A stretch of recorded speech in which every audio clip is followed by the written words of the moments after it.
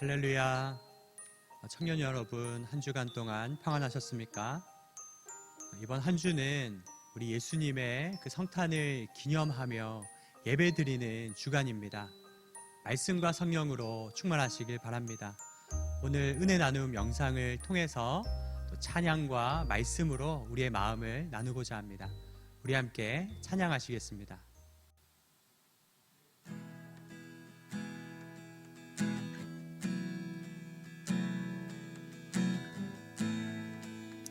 우리 함께 찬양의 고백으로 나아가시겠습니다. 나를 향한 주의 사랑, 나를 향한 주의 사랑, 산과 바다에 넘치니 내 마음 열 때 주님 나에게 참 자유 주셨네.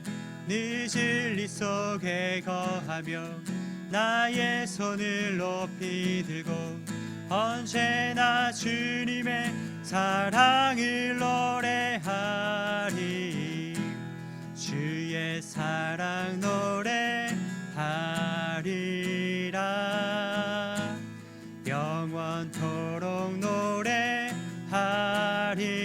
노래하리라. 주의 사랑 노래하리라. 영원토록 노래하리라. 나를 향한 주의 사랑, 산과 바다에 넘치니 내 마음 열 때 주님 나에게 참 자유 주셨네. 네 진리 속에 거하며 나의 손을 높이 들고 언제나 주님의 사랑을 노래하리. 주의 사랑 노래하리라. 영원토록 노래하리라. 주의 사랑 노래하리라. 영원토록 노래하리라. 내가 춤을 출 때 다 불쾌했지만 그들도 주 알게 되면 함께 기뻐 춤을 추게 되리. 주의 사랑 노래하리라. 영원토록 노래하리라. 주의 사랑 노래하리라. 영원토록 노래하리라.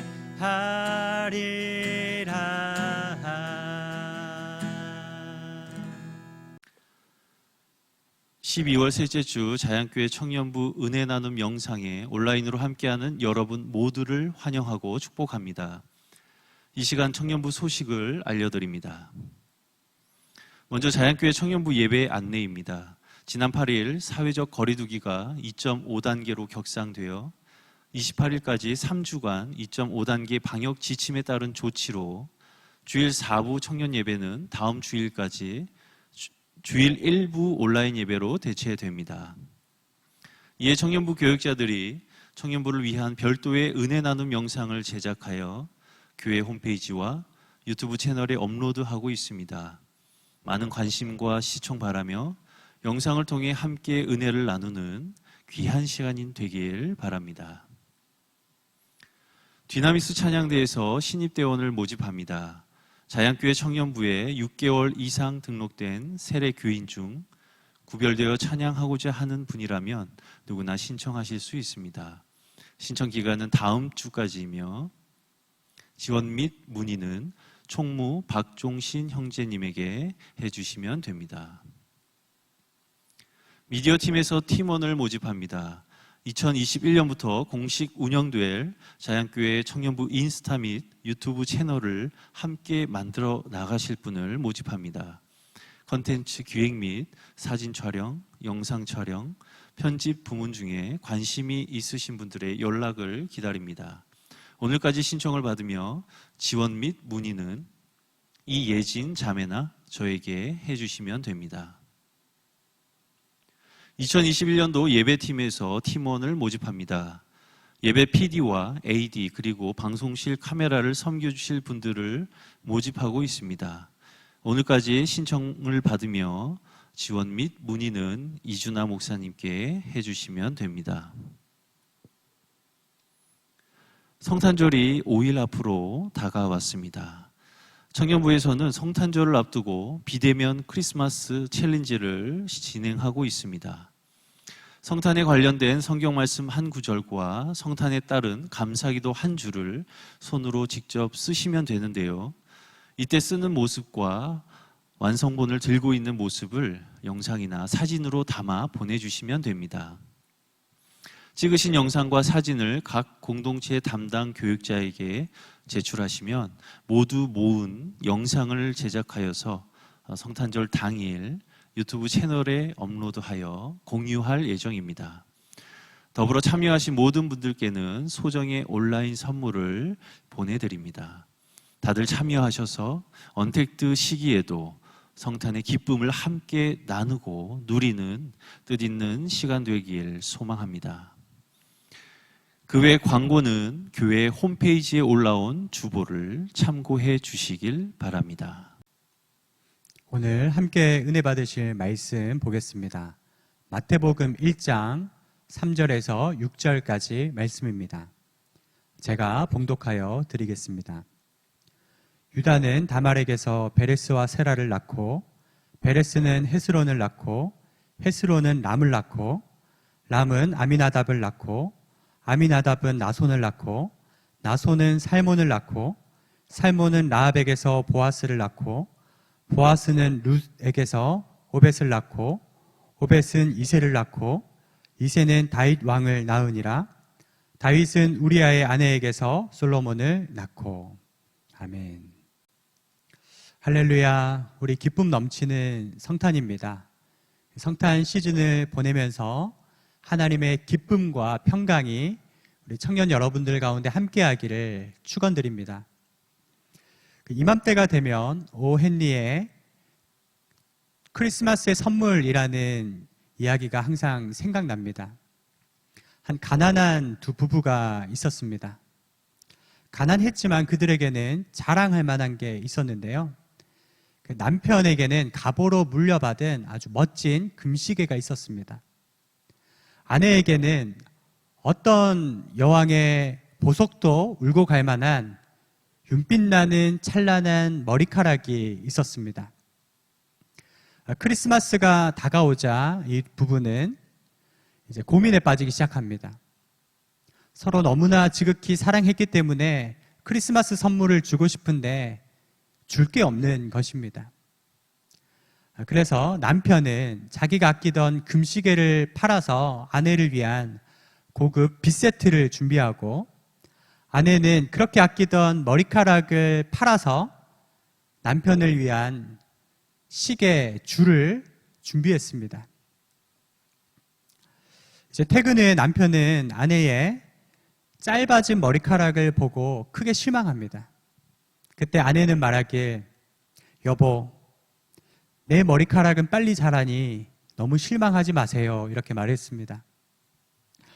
이제 평정심을 찾은 남편이 자기 외투 주머니에서 이제 포장된 선물 하나를 건네면서 왜 자기가 잠깐 망연자실했는지를 깨닫게 될 것이라고 했습니다.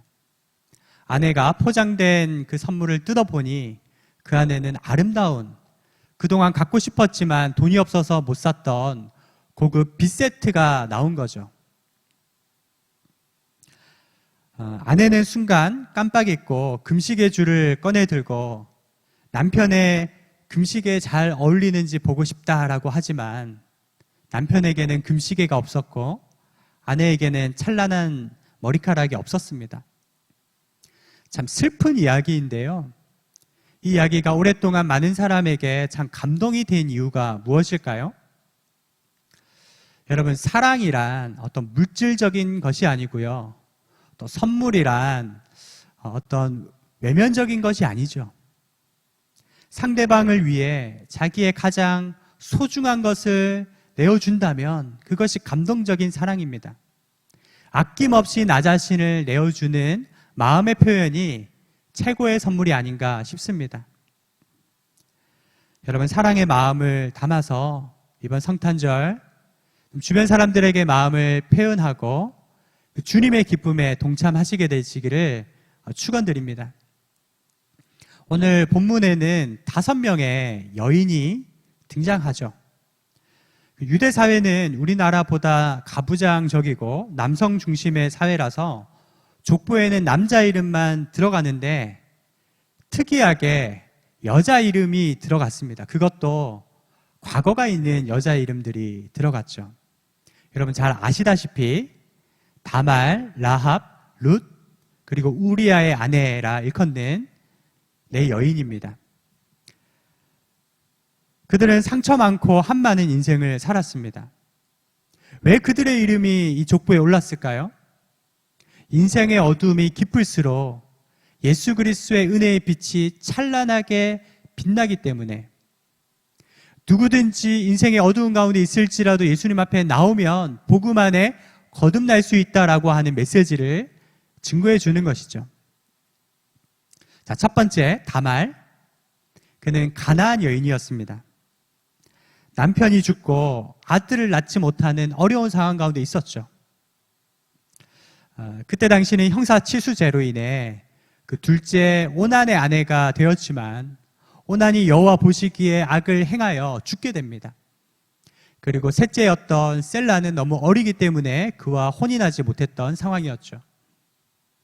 그래서 다말은 그의 시아버지 유다를 속여서 쌍둥이 아들들을 낳게 됩니다. 성경에는 부도덕한 여인으로 그를 기억하고 있죠. 두 번째는 라합이 등장하는데요. 여리고성의 기생이라고 했습니다. 성경학자들에 의하면 그때 당시 기생이란 매춘부를 의미한다는 것이죠. 그렇지만 라합은 이스라엘의 두 정탐꾼을 숨겨줌으로 이제 믿음으로 구원을 얻게 되는 여인이 되었습니다. 자, 세 번째는 룻입니다. 룻도 역시 모압 여인이었고 남편을 잃어버렸습니다. 그러나 그가 예전에 살던 모압으로 돌아가지 않고 어떻게 했죠? 그 시어머니를 따라서 믿음의 길을 걷기 시작한 것입니다. 어머니의 하나님이 나의 하나님이라는 고백을 가지고 하나님을 섬길 뿐 아니라 그 시어머니를 지극정성으로 섬길 때 하나님이 특별한 은총을 주셨던 것을 우리는 성경을 통해 발견할 수 있죠.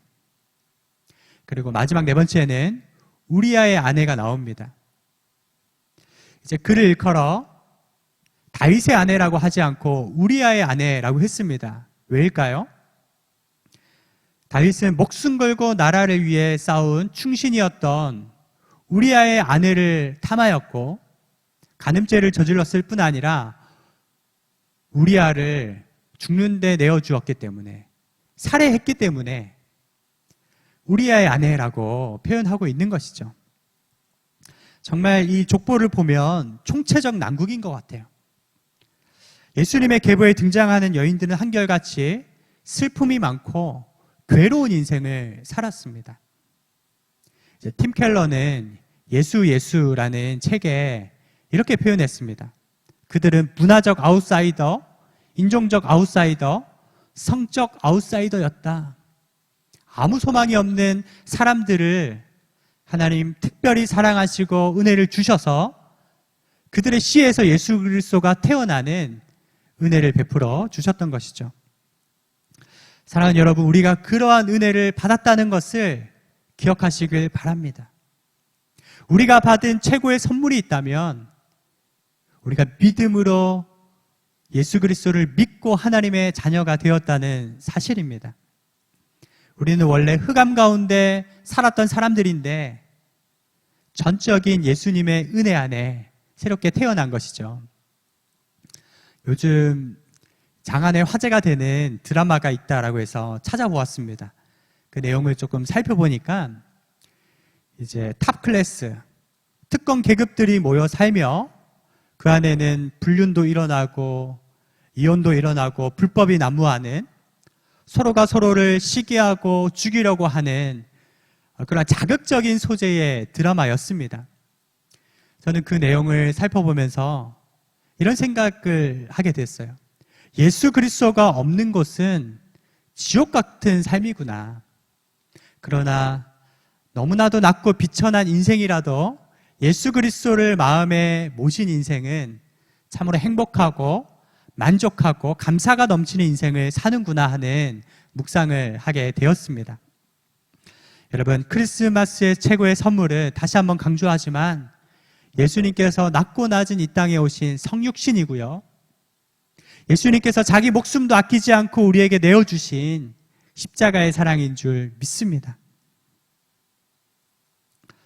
여러분, 마태는 사라나 리브가와 같이 순수 열통 또 현숙한 여인을 그 족보에 올린 게 아니라 이방 여인, 흠이 많고 과거에 허물과 실수가 많은 여인들을 그 족보에 기록했다는 것을 기억하십시오. 그 의도가 무엇이냐? 하나님의 은혜가 인간의 실수와 실패를 통해서도 구원을 이룰 만큼 크다는 것입니다. 예수님의 은혜가 어떤 인종과 성별과 신분의 차별을 뛰어넘을 만큼 그 포용성이 넓다라는 것이 바로 이 복음인 것이죠. 여러분 가운데 혹시 제 문제로 인해 불안해하며 양심의 가책으로 인해 두려워하시는 분이 계십니까? 오늘 본문의 메시지를 기억하며 다시 한번 더 하나님 앞에 나아가시는 저와 여러분이 되기를 주님의 이름으로 축원드립니다. 마지막 적용의 말씀을 읽어드리겠습니다. 요한일서 4장 11절 말씀입니다. 사랑하는 자들아, 하나님이 이같이 우리를 사랑하셨은즉 우리도 서로 사랑하는 것이 마땅하도다.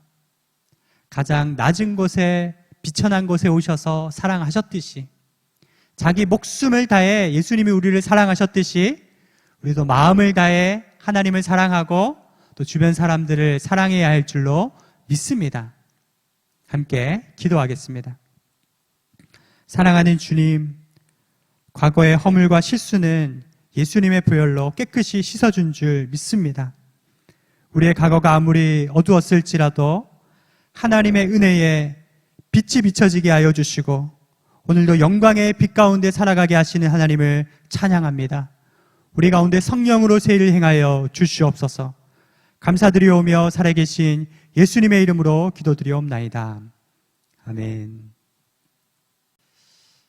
청년 여러분, 참 그립고 보고 싶습니다.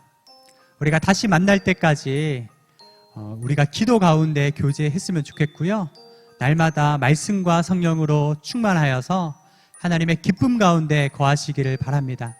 저희는 여러분들을 위해서 뜨겁게 기도하고 또 다음 주에 찾아뵙도록 하겠습니다.